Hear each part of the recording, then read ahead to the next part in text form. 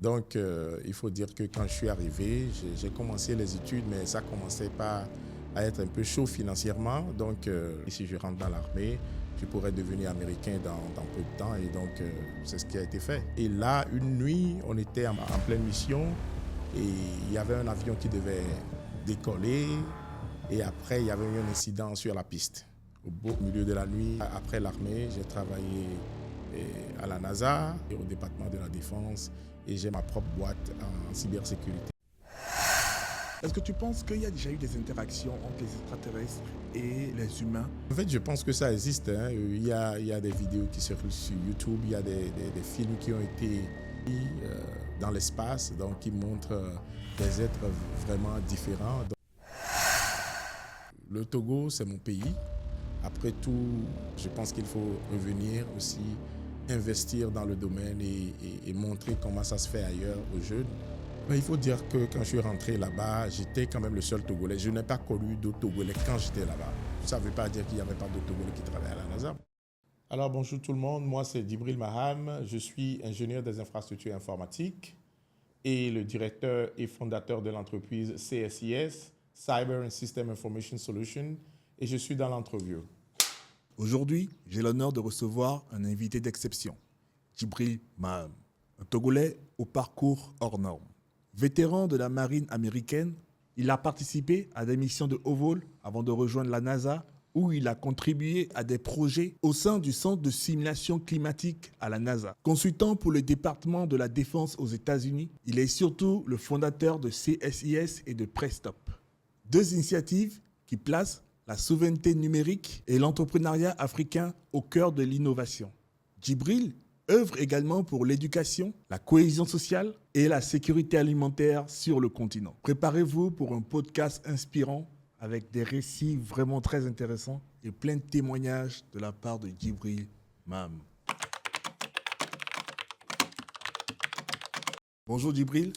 Bonjour Efi, comment tu vas? Ça va très bien et toi? Ça va très bien. Je suis vraiment ravi de te recevoir ici.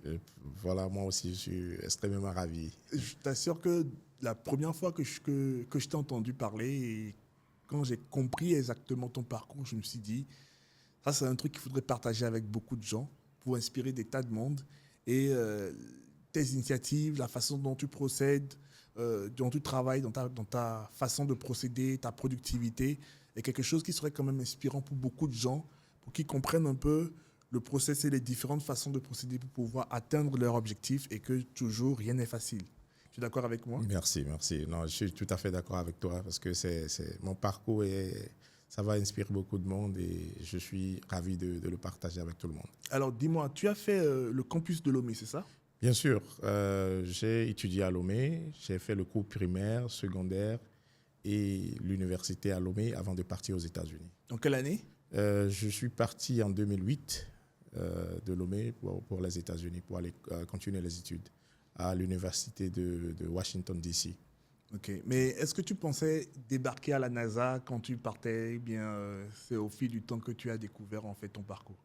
Non, en fait, il faut dire que depuis mon enfance, j'étais vraiment intéressé par les mathématiques. Donc, j'ai fait une seconde S et je devais faire la première C, mais mon titulaire m'a dit qu'il me voit comme un docteur, donc d'aller faire la série D. Donc, j'ai fait la série D au Collège Notre-Dame des Apôtres. NDA? Oui, NDA. Ah oui. Oui, j'ai été... C'est un vrai alumni. J'ai été toujours parmi les premiers. Ah, félicitations. Oui, j'ai fait la série D, j'ai eu un bac D, Ok. un probatoire D, un bac D. Donc, après mon baccalauréat en 2004, je suis parti à l'université de Lomé et j'ai fait les mathématiques en première année. C'est quelle filière pour faire les mathématiques à l'université de Lomé? La faculté des sciences la faculté des sciences, bien sûr. D'accord, ok. Donc, j'ai fait les maths première année et dans la première année, je commençais déjà par m'apprêter pour partir aux États-Unis, je faisais les dossiers. Donc, mais l'année là, les papiers ont un peu traîné. Donc, je me suis inscrit à la faculté des langues, au moins pour maîtriser un peu l'anglais avant de partir. Combien de temps de maîtrise anglais localement? 1 an, 6 mois? En fait, quand je me suis inscrit aux langues, les papiers ont toujours duré. Et donc, j'ai finalement eu une licence En langue? en langue avant de repartir. Tu as fait 3 ans J'ai fait 3 ans à l'université. à apprendre l'anglais? Non pas à apprendre, mais bon, c'était la faculté Ok, ok. de langue. Il y avait d'autres sciences aussi qu'on Ok. apprenait. Mais j'étais pas juste seulement pour apprendre la langue, mais pour apprendre d'autres choses aussi. Ok, d'accord. Donc, mais tous les cours que nous faisions étaient en anglais. Donc, j'avais déjà une base assez solide avant mon départ. Ok. Et tu débarques? Et voilà, en 2008, j'ai eu mon visa d'études pour les États-Unis. D'accord. Donc, je suis arrivé à Washington, à University of District of Columbia. Ok. C'est là-bas que tout a commencé. Tu t'es Donc, pas senti perdu au début? je pense que non, pas du tout. Je suis arrivé parce que j'avais déjà une base assez solide en anglais. Donc, je parlais avec tout le monde couramment et je comprenais tout le monde. Ok. Donc, c'est là-bas que j'ai compris que j'ai toujours ce potentiel en moi pour bosser dans le domaine de la science. Donc, j'étais étudiant, venu du Togo, donc tout le monde se disait mais qui était ce jeune-là. Donc, j'ai eu mon premier job à l'université à Washington comme un tuteur. Je ne sais pas, on appelait ça en anglais tutor. Donc, Comme un professeur? pas un professeur, Répétiteur, mais un répétiteur. Voilà, ok. un répétiteur pour la faculté des sciences. Ok. Donc, moi, je cherchais un job, je voulais avoir un peu de l'argent, au même moment aller à l'école. Donc, ils m'ont donné le job au campus pour coacher ou bien pour répéter les étudiants qui avaient quelques difficultés dans les maths et en physique. Donc, mais rassure-toi, depuis que j'ai quitté, j'étais à la faculté des lettres Oui. avant mon départ. Oui. Je n'avais plus des informations, beaucoup d'infos en maths et autres, mais j'ai repris ça, tout est revenu. Carrément? Carrément. Donc, les étudiants étaient vraiment contents. Et je comprenais en fait tout. Donc, c'est ce qui montre que ma base était encore très solide parce que j'aimais beaucoup les maths et les physiques. Je crois que tu étais surtout très motivé aussi. Il y a une partie de ça aussi, oui. J'étais motivé et puis bon, comme je voulais aussi faire mon boulot correctement, donc j'apprenais un peu, je lisais encore les cours qu'ils ont fait. Donc quand moi je suis devant les étudiants, je les motivais très beaucoup. C'est ça, j'ai fait première année de maths et en 2000, c'était l'année universitaire 2004-2005. Donc finalement, tu as fait les 3 ans dans la langue, puisque tu n'as pas pu terminer ton année de sciences, dans l'optique de partir. Exactement. La première année, je l'ai fait en maths. Et la deuxième année, au lieu de continuer, j'ai refait une année en anglais, les langues.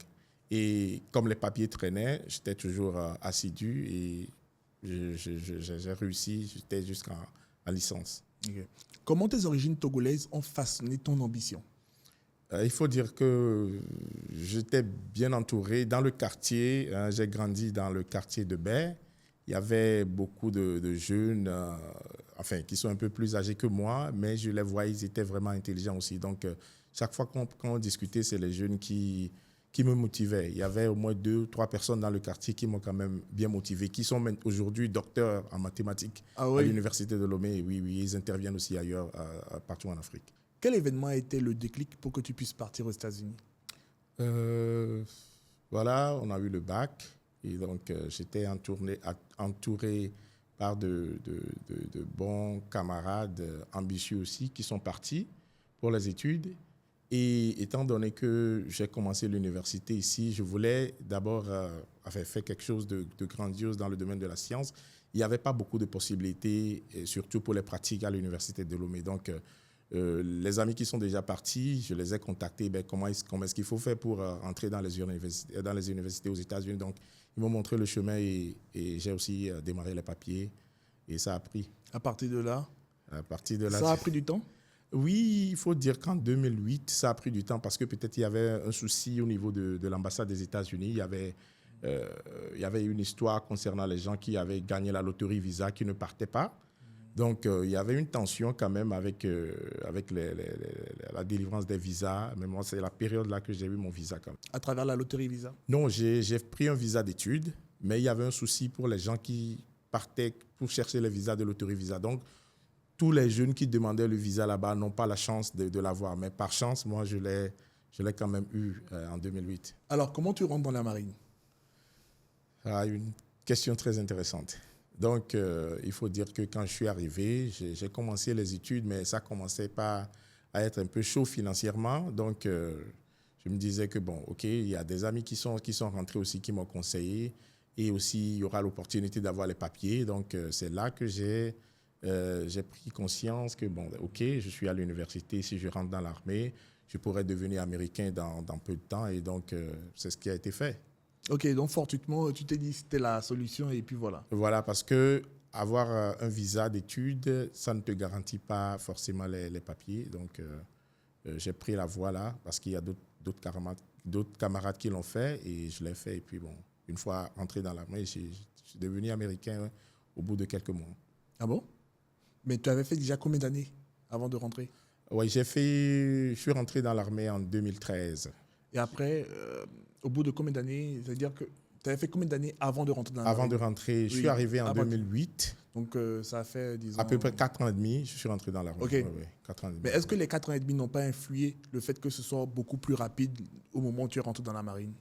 Pas vraiment, parce que vraiment. j'étais aussi à l'université, j'étais focus, parce que j'étais vraiment ambitieux, je voyais les gens, je voyais beaucoup de gens, beaucoup d'Américains qui ont bien réussi et beaucoup d'Africains aussi qui ont bien réussi aux États-Unis. Donc, moi aussi, je cherchais toujours des moyens pour pouvoir avancer rapidement. Ok, donc rentrer dans la marine n'a fait qu'accélérer en fait. Exactement. Donc, une fois arrivé dans la marine américaine, j'ai appris beaucoup de choses, l'assiduité et le leadership. Justement. Oui, je voulais te demander comment est-ce que en fait ce passage dans la marine a façonné ta discipline, ta rigueur, ta façon de travailler, ta productivité. Oui, là-bas, c'est un autre monde. On se réveille très tôt le matin. Déjà à 4 heures, tu es debout, tu vas aller faire le sport, tu reviens et tu t'habilles en uniforme, tu vas au boulot. Et donc, c'était vraiment de l'assidu là-bas. C'était vraiment... Est-ce que c'est vraiment comme on décrit dans les films de Hollywood, dans la marine, avec chef, oui, chef, ce genre d'activité, etc. Bon, il faut dire que c'est en partie parce que je suis allé au training à Chicago. Ça a pris au moins 2 ou 3 mois là-bas au training. Donc, tout ce qu'on faisait, c'était du réel. Il y avait le sport, côté discipline, côté... C'est difficile? Bon, je pense que tout le monde peut le faire, hein. Et si je l'ai fait, je pense que tout le monde peut le faire. C'est pas facile, mais bon, ça va. Et aujourd'hui, comment tu penses que ça a façonné ta vie entrepreneuriale? Ça m'a beaucoup appris à être discipliné dans tout ce que je fais. Donc, quand j'ai une vision fixe, j'essaie de l'atteindre. Quelle est ta meilleure anecdote quand tu étais à la marine? J'étais en déploiement. En déploiement, je pense que c'était en 2015. Mon tout premier déploiement dans le Middle East. Donc, c'est surtout pour des missions spéciales. J'étais sur un aircraft carrier, comment est-ce qu'on l'appelait en français, porte-avions. Sur les porte-avions? Sur les porte-avions, Ok. oui, donc aircraft carrier. Donc, j'étais en mission dans le Middle East et au milieu de la mer, dans la nuit, et on était en plein... en fait, il faut revenir un peu en arrière. Donc, dans l'armée, j'étais dans l'aviation, côté aviation technologique. Ok. Précisément dans l'aviation technologique. Tout ce qui est la technologie liée à l'aviation. Et moi, je travaillais autour de contrôle. Donc, j'étais entouré avec les capitaines, les patrons de la marine. D'accord. Donc, c'était vraiment intéressant. Et là, une nuit, on était en pleine mission. Et il y avait un avion qui devait décoller. Et après, il y avait eu un incident sur la piste, au milieu de la nuit. Donc, je ne veux pas rentrer dans beaucoup de détails parce que c'est... Secret confidentiel? Il y a beaucoup de choses qui sont secrets confidentiels quand on rentre dans la marine, c'est ça? Bon, il faut dire qu'on a vu beaucoup de choses qui ne peuvent pas être forcément partagées sur les médias. C'est assez grave? Pas assez C'est grave. relatif? Bon, oui, ça va. Ça dépend. C'est pas des choses graves, mais c'est peut-être des choses liées à des missions spécifiques qui ne peuvent pas être partagées sur les réseaux. Quelles sont les conditions dans lesquelles la marine peut intervenir dans un litige inter-État? Ça, je pense que c'est une question vraiment politico-militaire. Il faut peut-être des accords avec les États avant une intervention quelconque des États-Unis, je pense. Mais elle n'intervient pas n'importe comment, surtout. En fait. Non, n'importe comment. Non. Ça ne peut pas se passer. On intervient juste pour donner la paix. Donc, on avait une mission called Fighting for the Freedom. Ok. Donc, C'est pour la Se paix. battre pour la liberté. Se battre pour la liberté. Même si on part en mission et des missions critiques, vraiment, l'objectif, c'est pour la liberté. J'ai été dans plusieurs États américains et j'ai remarqué que souvent, les vétérans de la marine finissent souvent sans abri. Qu'est-ce qui cause ça?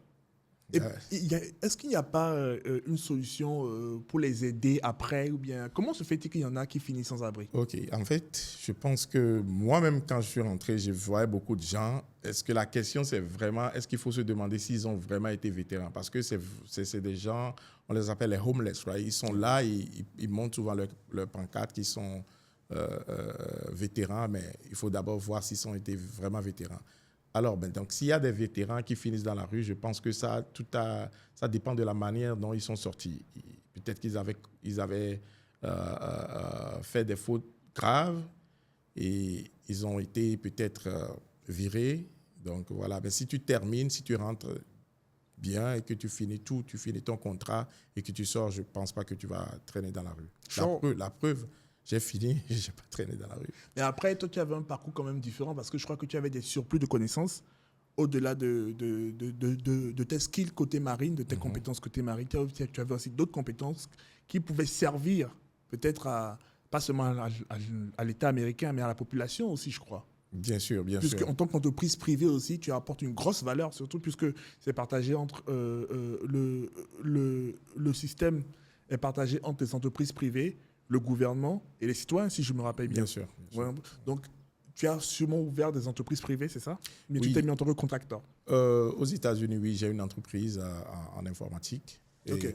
Avant ça, j'ai travaillé dans beaucoup de boîtes en informatique. Après l'armée, j'ai travaillé à la NASA, j'ai travaillé au département de la Défense et j'ai ma propre boîte en cybersécurité. Donc, tu as travaillé à la NASA en tant que contracteur ou bien tu as été retenu là-bas? J'ai travaillé en tant que contracteur pendant 2 ans. Après, j'ai été retenu et j'ai fait une année supplémentaire. Donc, j'étais contracteur d'une autre entreprise qui supportait les projets de la NASA. Qui supportait les projets de la NASA. Et après ces 2 ans, je travaille directement avec la NASA.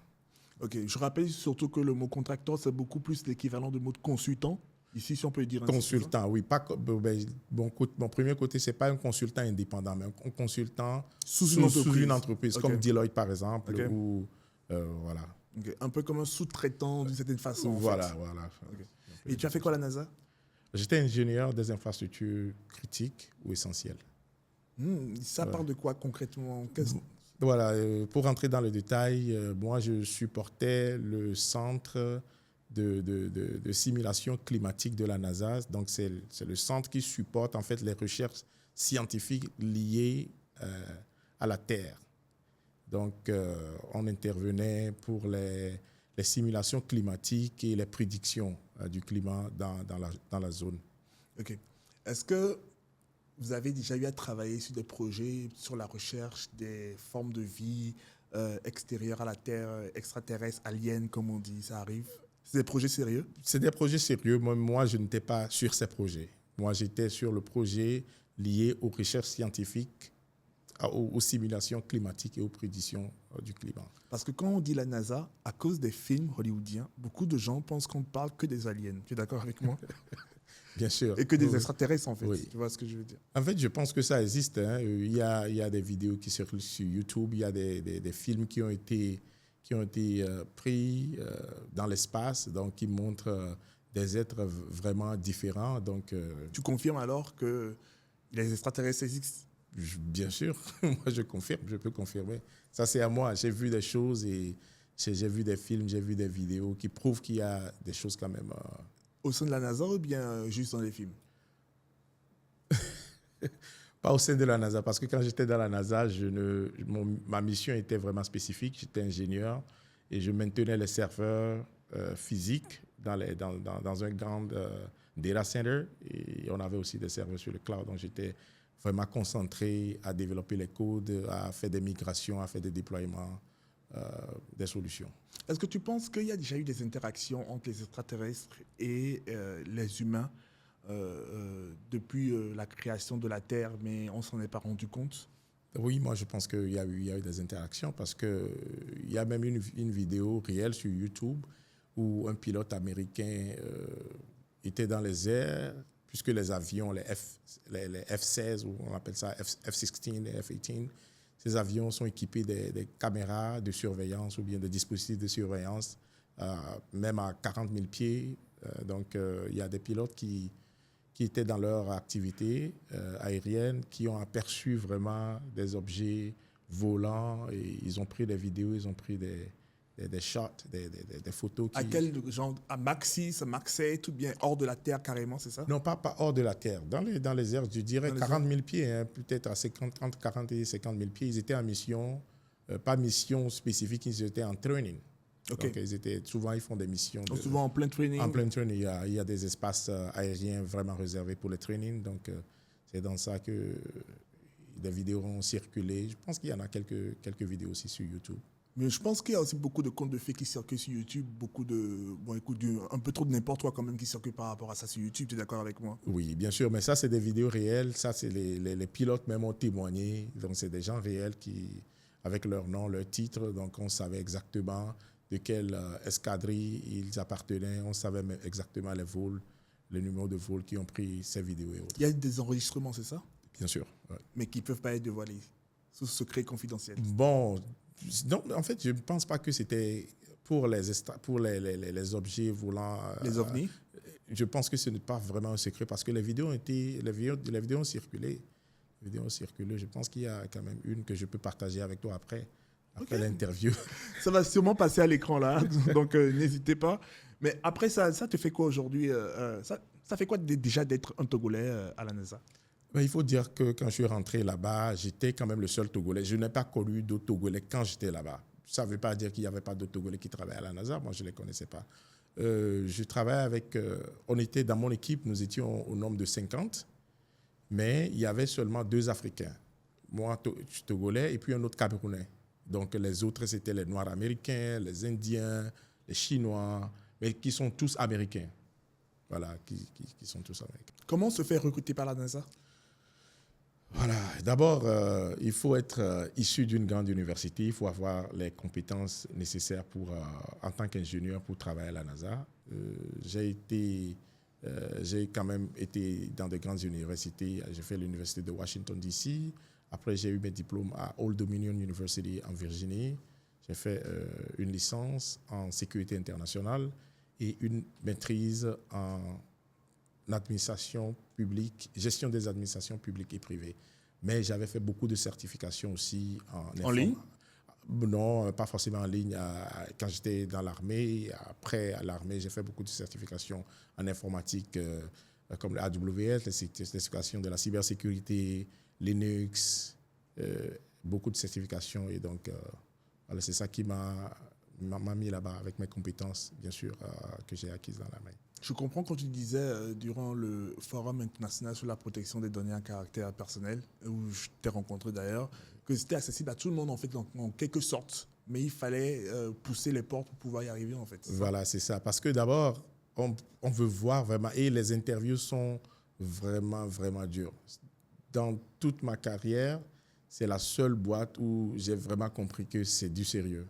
En fait, j'ai passé les étapes, j'ai fait l'application, j'ai fait la demande, donc I apply for it, et ils m'ont contacté, on a fait les entretiens, et premier entretien juste pour parler un peu de mon CV, qu'est-ce que tu as fait dans le passé, et tout, quelles sont tes compétences. Après, on a fait un autre entretien qui a duré 2 heures de temps, un entretien technique. Vraiment, on te challenge vraiment pour voir ton niveau, si vraiment tu peux bosser ici. Donc, il y avait au moins 5 personnes de la NASA qui étaient dans le call. Donc, on posait les questions gauche à droite. Ça fustigeait de partout. Tu donnes une réponse, on te repose une question sur la réponse, c'est-à-dire tout ce qui sort de ta bouche, on te fait des questions. Ça gagne combien quelqu'un qui a tes skills et qui travaille à la NASA dans un projet comme celui du climat que tu as Voilà, donc un recrutement basique comme ça, tu peux commencer avec 250 000 par an? 250 000, voire 300 000 $ l'année par an. Donc, ce qui te donne environ, voilà, si on fait les calculs, je pense que tu as près de 20 000 $ chaque mois. Quel est le minimum pour vivre aux États-Unis, pour être à l'aise selon toi? Selon moi, enfin, il y a des Tout dépend de chiffres. l'État, c'est ça? Tout dépend de l'État, mais dans ma zone de DMV, Maryland, DC and Virginia area, pour être considéré comme quelqu'un qui est à l'aise, si je dis à l'aise, c'est-à-dire quelqu'un qui peut faire tout ce qu'il veut, qui prend soin de sa famille, qui a une maison, il faut être au minimum 200 000 par an. 200 000 dollars par an. Ah oui. Et ce n'est pas tout le monde. Je pense qu'il y a juste 10% Qui arrive de la population à faire dans la même zone? Dans la même zone. En fait, on n'imagine pas le nombre de pauvres qu'il y a même aux États-Unis, en fait. Non, mais ce que moi je dis, c'est pas le luxe. C'est pas, en fait, pour te dire que pour te mettre à l'aise, c'est-à-dire que tu peux voyager, tu peux te déplacer facilement, tu n'as pas de soucis, tu paies tes factures à temps, tu envoies de l'argent à tes parents en Afrique. C'est le minimum, c'est ça? Le minimum qui peut te mettre à l'aise. Oui, mais il y a les gens qui font aussi moins de ça, ce qui font 50 000 par an, 40 000 par an, 70 000 par an, qui sont aussi à l'aise, et ça dépend de ce que toi-même de leur mode de de tes vie. dépenses. Voilà, exactement. Est-ce que tu connais les black tax? Qu'est-ce que non, j'ai pas compris. Alors, les black tax, c'est pour ceux qui vivent en Europe, surtout la diaspora, le fait d'envoyer tout le temps de l'argent à leur famille en Afrique. Et il y en a qui disent que ça ralentit en fait leur façon d'entreprendre là-bas et d'investir sur tout ça. Donc il y a un nom qu'on a donné à ça qui s'appelle les black tax. Okay. Le fait d'envoyer tout le temps de l'argent en Afrique, les petites dépenses à faire en Afrique, alors que bon voilà, c'est quand même tes racines quoi, c'est ta source quoi, tu vois un peu. Bon, j'en ai entendu parler, beaucoup envoient de l'argent, moi-même je le fais, mais je vais rendre grâce à Dieu que la famille en Afrique ne dépend pas totalement. Ça veut dire que je n'envoie pas l'argent chaque mois. Donc, Écoute, je fais cette petite pause rapidement pour te parler de Smart Talk. Si comme moi, tu passes tes journées à répondre aux messages sur WhatsApp pour faire avancer ton entreprise et ceci te ralentit dans ton travail, alors Smart Talk est fait pour toi. Imagine, tu donnes accès à ton WhatsApp à un assistant professionnel qui répond à ta place. Et ça, c'est exactement ce que Smart Talk fait. Pendant que tu bosses, un assistant formé par toi-même gère tes messages comme si c'était toi. Donc, tu gagnes plus de temps et tu as moins de stress. Va tout de suite sur smarttalk.chat et essaie-le dès maintenant. D'ailleurs, tu as droit aux 100 premiers messages gratuits. Tu m'en diras des nouvelles. Et félicitations pour ta nouvelle assistante. Les black tax. Le fait d'envoyer tout le temps de l'argent en Afrique, les petites dépenses à faire en Afrique, alors que bon voilà, c'est quand même tes racines quoi, c'est ta source quoi, tu vois un peu. Bon, j'en ai entendu parler, beaucoup envoient de l'argent, moi-même je le fais, mais je vais rendre grâce à Dieu que la famille en Afrique ne dépend pas totalement. Ça veut dire que je n'envoie pas l'argent chaque mois. Donc, et depuis que je suis parti, mes parents ne me gênaient pas pour ce qu'ils vont faire ici. Donc, ça m'a permis aussi de me concentrer. Tu vis avec ta famille aux États-Unis? Oui, je vis avec ma famille, ma femme et mes enfants. Ah, mais super. Donc, du coup, tu ne te sens pas trop impacté par les black tax, toi? Pas trop impacté. Ben, beaucoup sont impactés. Enfin, je le fais, mais tout dépend de ce que tu as. Si tu ne gagnes pas beaucoup et que on te demande l'argent tout le temps, ça va devenir une frustration pour toi. Mais toi, tu en penses quoi? Ben, je pense que il faut être concentré. Il faut être concentré. Même si on te demande, tu peux juste faire ce que tu peux. Il ne faut pas te sacrifier, envoyer l'argent et toi-même tu galères. Mais après, il se dit en fait que c'est grâce à eux que tu es parti. Ils prenaient soin de toi avant de partir. Ça, c'est vrai, mais il faut faire juste une partie. Tu ne vas pas te sacrifier, tu ne vas pas envoyer tout ce que toi tu as et tu vas rester dans la galère, comme je viens de le dire. Tu vas faire ce que tu peux faire. Mais qu'est-ce qui fait qu'après tout ça, tu as toujours envie d'entreprendre au Togo? Voilà, ça c'est une très bonne question. Je pense que le Togo, c'est mon pays. Donc, après tout ce que nous avions vécu aux États-Unis ou bien ce que nous continuons de vivre aux États-Unis, nous avons acquis beaucoup de connaissances. Donc, je pense qu'il faut revenir aussi investir dans le domaine et montrer comment ça se fait ailleurs aux jeunes et créer de l'emploi. J'ai cru comprendre que tu as travaillé aussi au département de la défense des États-Unis d'Amérique, c'est ça? Bien sûr, je suis consultant au département de la défense en tant qu'ingénieur. Mais comment tu as fait cette transition de la NASA vers le département de la défense? C'est juste des propositions. En fait, là, la ressource humaine du département de la défense m'a contacté. Il y avait des postes vacants où ils voulaient des consultants. Donc, c'est là-bas que je suis passé. Oui. Dans quel domaine concrètement tu as travaillé en fait? Toujours dans le domaine de l'informatique, toujours je conseillais je conseille les gouverneurs, the governors, not the governors. Je conseille les government leads dans le domaine de l'informatique dans ma base. Donc moi, je suis dans le centre des recherches de réseau en fait. Donc en anglais, we call it c'est un laboratoire de recherche informatique. D'où ton affiliation en fait avec les thématiques sur la cybersécurité. Exactement. Mais comment tu t'es investi dans le domaine de la cybersécurité exactement? Donc il faut dire que qui parle de ingénierie informatique, je suis ingénieur informatique, ça sous-entend en même temps la cybersécurité. Donc on ne peut pas être ingénieur et négliger la sécurité. Donc ça va de pair. Donc, voilà, un ingénieur, c'est quelqu'un qui est avant tout, un ingénieur en cybersécurité. Donc, voilà, moi, ma position, my roles, ça m'a permis de toucher les deux côtés. Quels sont les faits marquants, en fait, qui t'ont retenu lorsque tu travailles au département de la Défense des États-Unis? Bon, j'ai travaillé sur des projets vraiment intéressants où j'avais la possibilité de côtoyer les généraux de l'armée. On réfléchissait ensemble sur comment implémenter des solutions voilà, pour des missions spécifiques. Quelle est la pire anecdote que tu as vécue là-bas? Oui. Bien sûr, assez public. Bon, oui, bien sûr. Donc, on avait un centre un data center qui avait des milliers de serveurs. Donc, on avait quand même reçu beaucoup d'argent pour changer ces serveurs, remettre d'autres serveurs en place. Donc, j'ai un collègue, un blanc, qui est vraiment, c'est un fou, je l'appelle fou, parce qu'il connaît beaucoup de choses. Et normalement, le travail devrait durer normalement 2 mois avec toute notre équipe. Mais le gars a dit non, il peut le faire en 1 mois. Comme lui, il se joue le petit génie, il a pris le devant. Il a même envoyé des emails aux dirigeants que non, ça va se faire. Et donc, on a commencé le travail. Moi, je savais très bien que non, avec le nombre de serveurs que nous avons, avec le nombre d'ingénieurs, le nombre d'ingénieurs réseau que nous avons, on ne peut pas reconstruire ce centre de base de données en 1 mois. Mais je l'ai laissé, il a pris le devant. Je suis quand même, on est au même titre. Donc, je ne suis pas son boss, il n'est pas mon boss.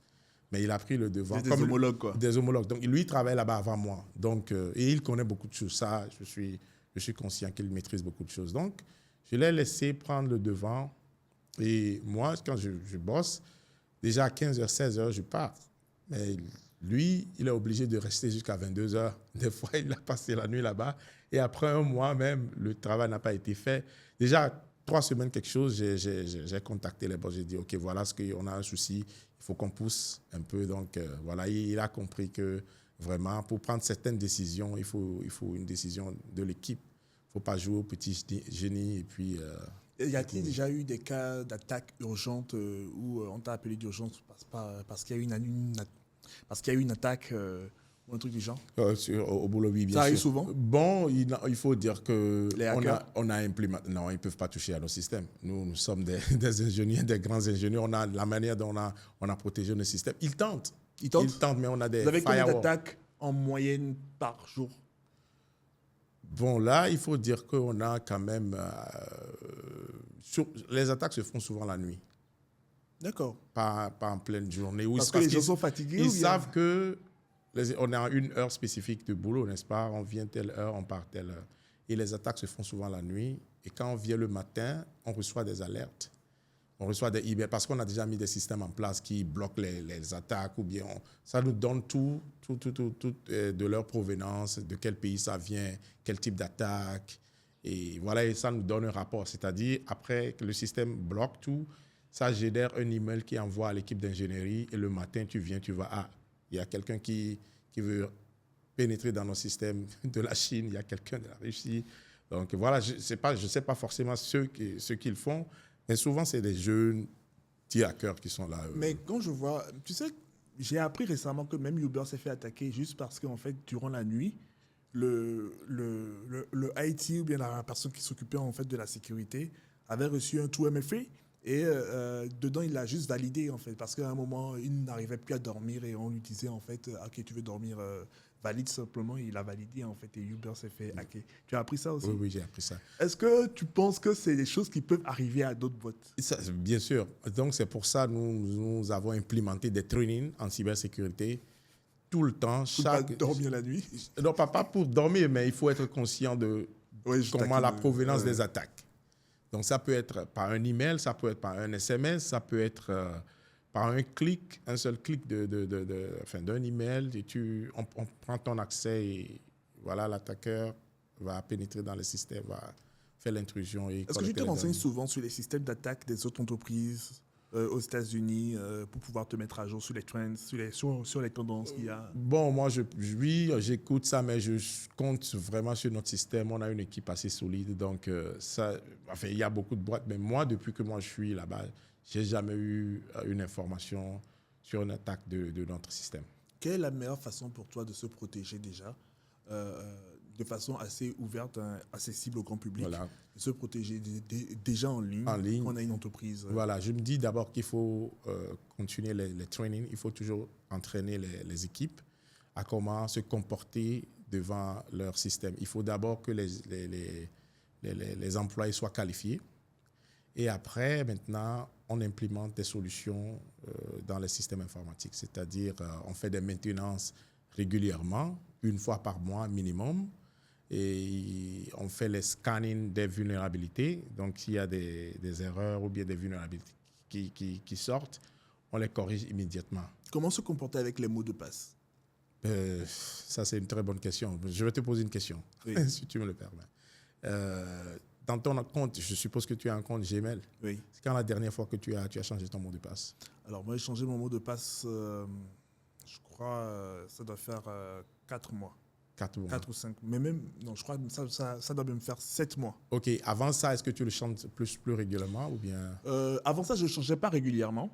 Okay. Je me suis pris un trousseau de clés, comme on l'appelle, qui gère tous mes mots de passe. Et dans le trousseau de clés, en fait, je crois qu'il y a des obligations, il faudrait changer. On t'alerte qu'il faudrait changer. Voilà. Mais avant ça, quand je le faisais de façon manuelle, je ne le faisais pas. Ça a duré même 5 ans avec le même mot de passe. Ah bon, ouais, non, mais c'est... En fait, je t'ai posé la question pour dire aux autres de changer leur mot de passe chaque 3 mois minimum. Chaque 3 mois? 3 mois, oui. Chaque 3 mois? 3 mois. Au boulot, par exemple, les systèmes, on a établi le système de manière à forcer les gens à changer leur mot de passe chaque 3 mois minimum. Donc, si on te donne un accès maintenant et tu as ton nom d'utilisateur avec un mot de passe spécifique, 3 mois après, quand tu vas rentrer dans le système, ça va te dire, OK, change ton mot de passe avant de continuer par accéder. Serveur. OK, c'est impératif, c'est impératif. Oui, tu peux pas. On a forcé ça, en fait. Et aussi, les conditions de mot de passe aussi sont vraiment importantes. On fait les mots de passe minimum de caractères, 16 caractères. Donc, il faut que ça soit alphanumérique avec les caractères comme exclamation, dièse, arrobase, les mots majuscules. Donc, il ne faut pas que ça soit vraiment lisible, quoi. Il ne faut pas que ça soit un mot que tout le monde connaît. Il ne faut pas que ça soit ton nom ta date de naissance. Il faut que le password soit vraiment fort. Est-ce que tu penses que dans le futur, le système d'enregistrement des mots de passe va changer? Ce sera plus alphanumérique, peut-être reconnaissance. Bon, il y a déjà la reconnaissance oculaire ou bien... Mais je vais dire vulgarisée, en fait, de façon démocratisée. Je pense très bien que dans l'avenir, il faut que ça soit de cette façon-là pour pouvoir mieux sécuriser nos systèmes. Ça commence déjà, tu as dit, par les reconnaissances faciales. Moi, je vais te donner un exemple. La dernière fois, concernant la reconnaissance faciale, je voyageais de Lomé pour les États-Unis. Arrivé à l'aéroport, ils n'ont même pas vu mon passeport. Mon passeport américain était dans ma main. Je suis passé là-bas. La reconnaissance faciale, l'officier d'immigration m'a dit « Welcome back ». OK. Donc, c'est pour dire que les systèmes de sécurité sont vraiment maintenant à un niveau assez élevé. À quel niveau le hacking devient un réel problème pour un État, selon toi? Tous les jours. Le hacking, il faut... Tous les jours? Tous les jours. Les gouvernements sont hackés? Il faut protéger. Bien sûr, ils sont tentés. Si par exemple, tu as un système qui est tenté, quand on essaie de te hacker, ça ne veut pas dire que tu es hacké. Donc, quand ils ont eu satisfaction de leur mission. Quand les hackers ont eu satisfaction, c'est là qu'on dit que tu es hacké. Ben, ils tentent toujours, les hackers tentent. Donc, mais il y a ce qu'on appelle le true effet fatigue. Quand tu envoies, tu fatigues. Et on a eu le gars de Uber comme cela. Est-ce que ça arrive très, très fréquemment dans les bases où tu travailles? Non, en fait, ça arrive aux États-Unis. Il y a dans les nouvelles tout le temps. Même il y a une grande banque qui a été hackée. Tous les comptes ont été piratés. Ça prend combien de temps de pirater une banque, en fait? Ça prend des années ou bien ça prend une seule nuit? Ça peut prendre 1 heure de temps et ça peut prendre aussi 1 semaine. Donc, en fait, il faut chercher les portes et les failles d'ouverture sur l'entreprise ou bien sur le système que tu veux hacker. Donc, il faut chercher la vulnérabilité. Donc, en fait, il y a un travail de reconnaissance qui est fait par le hacker d'abord. C'est-à-dire, quand il vient d'abord, son intention, ce n'est pas de pénétrer le système. Il étudie le système. Il s'assoit, il voit le site, il regarde les profils qui travaillent ici. Est-ce qu'en passant par cet employé, il pourrait avoir un accès au système, ou bien en passant par ce site, ou bien en passant par cette porte ouverte sur un serveur, ou bien un accès quelconque, est-ce que c'est par là Donc, il s'assoit, ça prend des heures, la reconnaissance prend des heures. Mais après la reconnaissance... C'est comme une balise, c'est comme s'il avait balisé le terrain, c'est voilà, ça? Un éclairage. Un éclairage, il cherche les informations, il collecte les données, et il dit « Ah, ça c'est une faille ». Et c'est là qu'il force. OK. Et pour rentrer, c'est rapide. Ça prend une équipe de combien de hackers, en fait? Pour hacker un système, ça peut prendre... gros système. Oh, ça peut prendre une seule personne. Une seule personne? On n'a pas besoin d'une équipe. On n'a pas besoin d'une équipe. Donc, une seule personne peut le faire, oui. Mais après, je crois qu'il faut une équipe pour le transfert des sous, etc.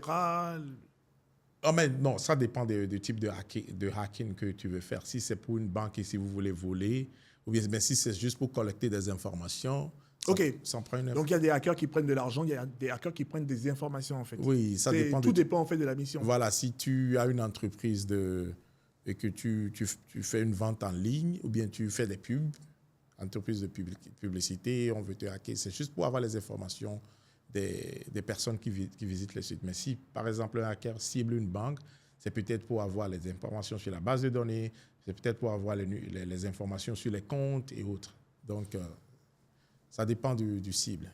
Est-ce qu'on envoie des hackers en mission, sont payés par des personnes riches, mal intentionnées, etc. Ça existe vraiment comme... Bien sûr, ça dépend de la mission. Ça dépend de la mission, mais je suis sûr que ça existe comme ça. Parce que des fois, il y a des gens qui sont derrière ça. Donc, je suppose que ça existe. À quel niveau le hacking peut être un sérieux problème, peut-être pour les particuliers, du coup? Parce que je sais qu'il y a beaucoup de gens qui sont de riches retraités, qui se font pirater leurs comptes, leurs revenus. Et là, je parle beaucoup plus à partir de $500 000 en un an, tu vois ce que je veux dire? À quel niveau? Je pense que pour ces particuliers, il faut, par exemple, on a parlé des mots de passe. Donc, il faut d'abord protéger tes propres informations. Au niveau si les particuliers sont ciblés, c'est ne pas vraiment un big hacking, right? Parce que le big hacking, ça cible la compagnie. Les particuliers, c'est juste les petits qui sont sur l'Internet, veulent voler leur compte. Donc, on leur pose des comptes, ils font des chats après, et puis après, bon, ils voient les failles, ils essaient de rentrer dans le... Par exemple, si je sais que tu as un compte à EcoBank, par exemple, et que je veux rentrer dans ton compte, je dois avoir quelques informations d'abord, n'est-ce pas? Par exemple, le nom d'utilisateur de ton compte. Et je sais maintenant que tu ne changes pas fréquemment de mot de passe. Je peux peut-être vouloir voir là où tu caches tes mots de passe, ou bien après des conversations avec toi. Voilà, on peut continuer les cibles, on peut toujours attaquer. Et en discutant, c'est ça le social engineering, c'est ça? Oui, bien sûr. Social engineering, les réseaux sociaux, vraiment, il faut être vraiment vigilant sur les réseaux sociaux, ce que tu postes, ce que tu fais. Voilà. Est-ce que ça veut dire que le social engineering n'est pas très pertinent en mode compagnie, en mode entreprise? Non, c'est pertinent, mais il faut juste savoir ce qui est partagé, quoi. Il faut juste savoir ce que tu vas laisser là-bas. Il ne faut pas mettre les informations trop personnelles. Sinon, les hackers vont prendre ces informations pour en faire pour cibler les systèmes. Quelle est la plus grosse erreur, selon toi, que tu as commise en tant que spécialiste dans le domaine de la cybersécurité? La pire anecdote, ça, alors. Ouais. Erreur. Peut-être au tout début de ma carrière. Maintenant, bon, je ne fais plus d'erreurs comme au tout début. Au tout début, peut-être la protection des bases de données. Comment ça s'est passé? Qu'est-ce qui s'est passé? Tu veux vraiment savoir? Vas-y, raconte-nous. Non, mais il faut dire que je faisais une migration d'une base de données et d'un serveur vers le cloud. Donc, que je n'ai pas vraiment fait...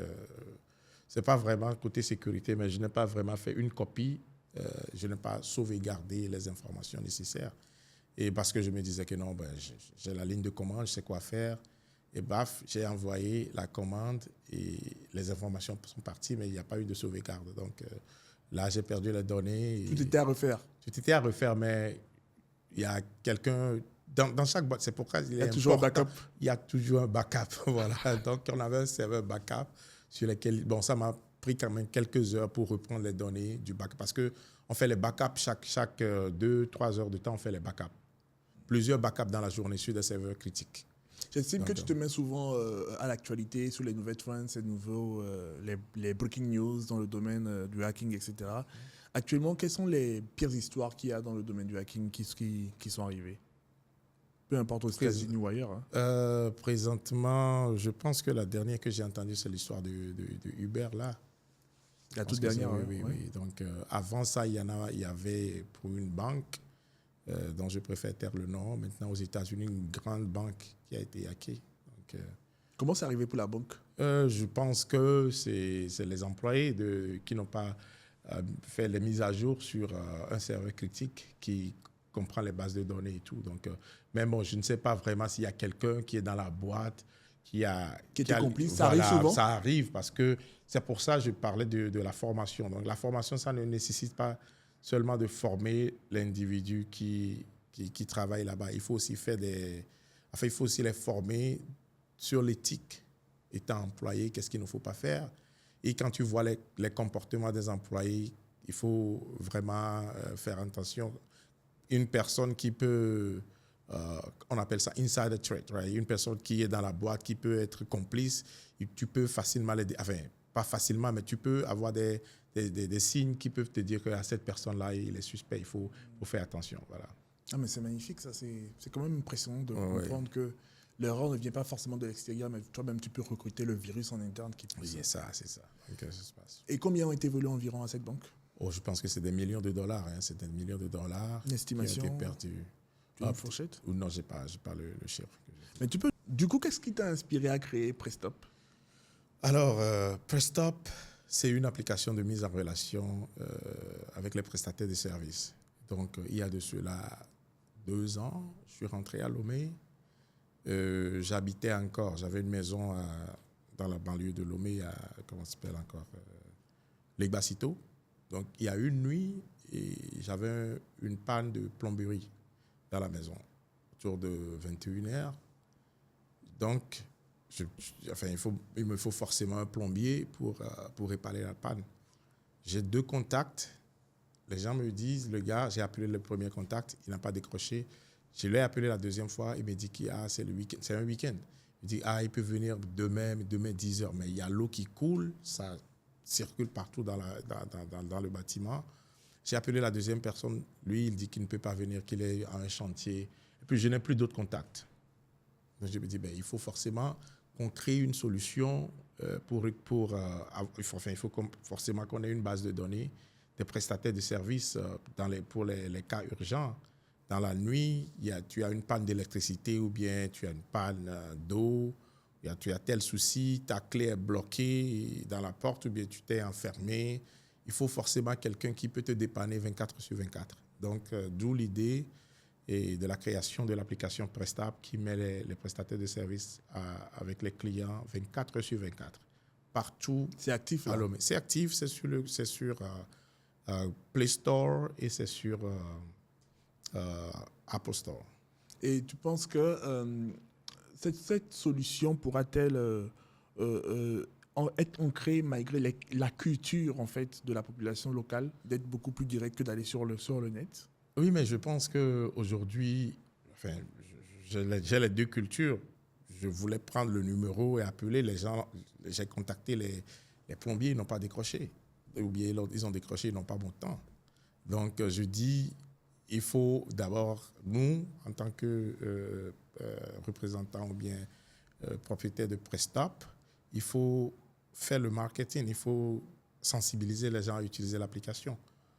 Comme ça, quand ils auront les mêmes problèmes, pas forcément dans la nuit, dans la journée, s'ils ont besoin d'un service, ils peuvent aller directement dans l'application et faire la demande. Et nous, on a une équipe derrière qui reçoit la demande, qui envoie le prestataire sur les lieux. Donc, on a les prestataires dans chaque zone. Par exemple, si tu as une panne, ici, nous sommes vers où? Toti, à Nous sommes vers Djolé. Vers Djolé, voilà. S'il y a une panne à Djolé, si tu es à Djolé, tu as une panne, on ne va pas appeler quelqu'un de Baguida pour venir te dépanner. On a quelqu'un déjà dans le quartier de Djolé ou bien à Toti, qui n'est pas loin, pour venir te dépanner. Donc, je pense qu'il y a beaucoup plus la loi du bouche à oreille, mais surtout de la recommandation ici, etc. Oui. Et selon moi, en fait, je crois qu'il faudrait qu'on puisse passer à cette transformation digitale-là, où la même culture de recommandation existe aussi sur le digital, mais dans les applications africaines. Tu vois ce que je veux dire? Oui, parce que les gens aiment beaucoup dire, en fait, c'est moi qui t'ai recommandé. Tu l'appelles, tu lui dis que tu viens de ma part. Tu vois ce que je veux dire? Tu arrives à trouver cette affiliation-là d'un compte créé qui dit tu as été recommandé par... Bien, oui, on a Yahoo ce 84, souci. Tu vois ce que je veux dire dans l'application? On a ce souci. Il y a des clients qui appellent et qui disent forcément que est-ce qu'on a tel gars là dans la prestation parce qu'ils veulent avoir quelqu'un qu'ils connaissent. Toujours, oui. Toujours. Donc, je crois que c'est dans notre culture, en fait. Donc, nous essayons de montrer à tout le monde que si la personne est dans notre base de données, ça veut dire que la personne est compétente pour faire le job. C'est clair. Donc, c'est ce qu'on est en train de valoriser. Vous préférez converser directement avec les ouvriers en B2B, c'est ça? Voilà. Et après, maintenant directement aux consommateurs en B2C. Voilà, le consommateur, on contacte l'ouvrier, il prend l'appel, on lui dit, OK, tu es dispo, peux-tu aller dépanner telle personne dans tel quartier? S'il n'est pas dispo, on a le second numéro, on a les numéros. Donc, eux aussi, ils nous ont quand même prouvé qu'ils sont à notre disposition. Donc, à n'importe quel moment, on les appelle, ils répondent et ils font le job. Si l'un n'est pas dispo, le second doit être dispo forcément. Parle-nous un peu de la CSIS. Alors, CSIS, c'est une entreprise spécialisée en cybersécurité et tout ce qui est transformation digitale. Donc, transformation digitale, je parle de développement d'applications. Basé au Togo? Basé au Togo et aux États-Unis. Développement d'applications, solutions d'intelligence artificielle. Donc, tout ce qui est infrastructure informatique et le cloud computing aussi. Donc, voilà, la CSI. Et tu as la tête, c'est ça? Oui, je suis le fondateur de l'entreprise. Donc, voilà, nous développons des solutions vraiment innovantes. Est-ce que tu peux dire que c'est ton... comment ça s'appelle là? C'est ton 5 to... 5 to 9? Non, c'est pas ton 9 to 5 en tout cas. C'est ton 9 to 5? Non, je consacre plus de temps pour ça, mais il y a des employés compétents dans l'entreprise qui font les choses, même si je suis dans un autre... Donc, c'est ton 5 to 9? Basically, yeah. Basically, yeah. OK. Et comment tu trouves le marché par rapport à ça? Moi, je trouve que le marché est vraiment... intéressant. Hein. Il faut toujours aller vers les clients. Il faut proposer des solutions. Donc, il faut vendre, les services aux gens pour qu'ils comprennent d'abord qu'ils ont besoin d'être sécurisés. Si tu as une boîte, que tu as des employés, forcément, il faut être sécurisé. Sinon, tes données ne seront pas protégées. Donc, il y a une version cybersécurité aussi. Il y a une option cybersécurité où ça aide aussi, ça accompagne les entreprises. Exactement. Nous sommes spécialisés dans la formation. On envoie nos employés qui sont spécialisés dans la formation aller entraîner les employés d'une compagnie, par exemple. Et pour finir, tu as MAM International Foundation, c'est ça? Il y a MAM International Foundation. Donc, c'est une fondation qui œuvre dans le développement durable. Donc, l'éducation, la food security et tout ce qui est aide portée vers la jeunesse. Ok, donc tu as déjà des activités sur le terrain que tu organises par rapport à ça? Aux États-Unis, oui. Ok. Aux États-Unis, oui. Donc, je suis en train de penser à comment organiser des activités ici dans la sous-région d'Afrique. Par exemple, il y a la rentrée qui approche bientôt à Lomé. Nous allons mobiliser notre équipe, aller envers les populations un peu reculées pour les offrir des fournitures scolaires et autres. D'accord, ok. Oh, et tu penses que tu auras fait des actions sur le terrain d'ici la fin de l'année? Bien sûr, bien sûr. Déjà, la rentrée, je pense que nous sommes déjà en août. Je pense que le mois prochain, jusqu'en septembre, la rentrée va démarrer. Donc, on est en train de prévoir des actions dans 2 semaines qui doivent se faire sur le terrain. Mais bravo, bravo, bravo. Merci. Qu'est-ce que tu as d'autre à part ça dans la pléiade de tes activités? Je pense qu'on a CSIS, on a aussi le programme d'excellence et de mentorat qui forme les jeunes qui sont déjà dans le domaine de la technologie. Dans le CSIS? Dans le CSIS, oui, oui. J'ai un grand bureau, on a de grandes salles. Donc, nous faisons des formations en ligne aussi. Formations pour renforcer les compétences de ces jeunes dans le domaine de la technologie. Il y a de cela 3 mois, j'ai lancé le programme, notre première promotion du programme d'excellence et de mentorat, avec la grande partie des mentors qui sont aux États-Unis et au Canada. Et l'apothéose était le samedi dernier. On a fait la remise des diplômes, on a fait la grande célébration pour clôturer le programme d'excellence et de mentorat. Donc, il y a ça aussi à CSIS. On organise aussi des hackathons pour les jeunes tech. Samedi dernier, on a fait un hackathon sur l'application de la technologie dans le domaine de l'assurance. Donc, on avait eu une équipe, on avait 5 équipes de 4 jeunes.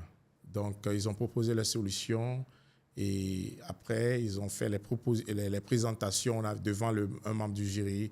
Il y avait un expert en assurance, il y avait un expert dans l'entrepreneuriat, il y avait un expert en cybersécurité qui a été envoyé par la CDA, Cyber Defense Africa, pour faire partie des membres du jury pour les challenger sur les questions de sécurité de la solution qu'ils ont proposée. C'est en mode question point champignon, bien comment? C'est un mode qui propose la meilleure solution. Donc, c'est l'équipe. Ok. On a une équipe qui a gagné. C'est des teams, en fait. C'est comme un hackathon, quoi. Voilà, c'est un hackathon, bien sûr. C'est duré combien de temps? 3 jours. Ils ont codé pendant 2 jours. Et le 3e jour, c'était le jour du pitch. Mais comment tu penses l'élargir encore plus dans les prochaines années? Quelles sont les perspectives d'avenir avec? Je pense que la mobilisation la dernière fois a été vraiment forte. Il y avait eu beaucoup de candidatures, mais on avait seulement retenu que 20 personnes.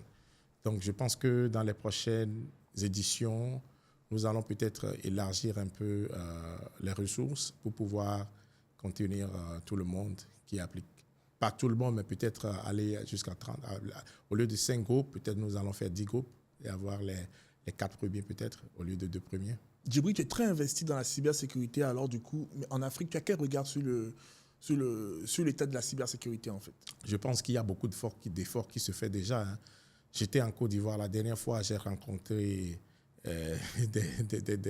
beaucoup de personnes qui sont déjà dans le domaine des grandes entreprises, des investisseurs, et je les ai côtoyés, on a discuté un peu de tout, et je pense qu'ils sont aussi... Tu as des noms? Je préfère taire les noms pour le moment. Oui, mais dans l'optique, tu penses travailler avec eux, c'est ça? Bien sûr, donc je suis allé pour business. Je suis allé au Gabon, je suis allé en Côte d'Ivoire, donc il y a des perspectives de business qu'on est en train de vouloir. Ça ne veut pas dire qu'ils ne sont pas bons, ils font déjà un bon boulot. Ben, maintenant, je vais aussi ajouter ce que moi je sais faire. Est-ce que l'Afrique est plus ciblée en fait par les hackings, par les systèmes de piratage que les autres continents selon toi? Selon moi, je pense que non. Et quand tu vois des têtes qui rentrent même dans la pop culture aujourd'hui pour des jeunes comme Rush Papi, etc., tu trouves quand même qu'il y a quand même... il y a comme une petite culture en fait, tu vois, il y a comme une petite culture en fait qui essaie de naître dans le domaine du hacking, dans le domaine du piratage, et qui peut être un mauvais exemple pour les jeunes, surtout avec le taux de pauvreté qui est énorme dans nos pays africains. Oui. Non, donc, en fait, pour répondre à ta première question, il faut avouer que sur tous les continents, l'Afrique n'est pas le seul continent ciblé. Moi, je pense même qu'il y a moins d'attaques en Afrique qu'ailleurs. À la fin de cette émission, je vais peut-être te montrer, il y a une carte live qui te montre les attaques en temps réel. Tu verras de quel continent ou bien de quel pays ça quitte vers l'attaquant elle se trouve et il cible l'attaque vers de quel côté. Donc, il y a une carte comme ça qui montre globalement ce qui se passe. L'Afrique, je dirais que c'est moins ciblé.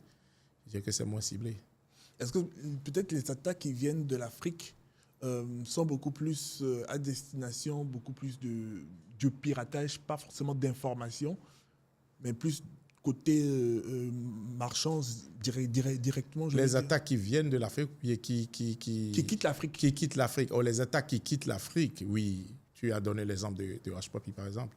Bon, je pense que, comme tu viens de le dire, il y a beaucoup de jeunes qui essaient de faire...